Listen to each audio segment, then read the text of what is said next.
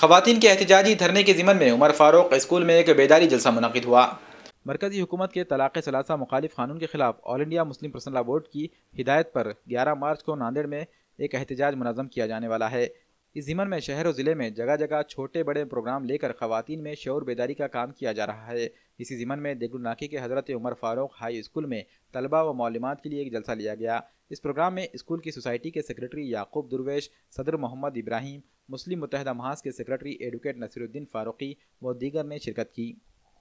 ہم خوش قسمت ہیں کہ ہم دین اسلام کے ماننے والے مسلمان ہیں، اور حکومت کی طرف سے جو قانون میں مداخلت ہے اس مداخلت کو ہم خواتین برداشت کرنے والے نہیں ہیں۔ ہمیں ہمارے دین کے قانون پر چلنا ہے۔ ہم شریعت میں حکومت کی کسی قسم کی کوئی مداخلت برداشت نہیں کریں گے۔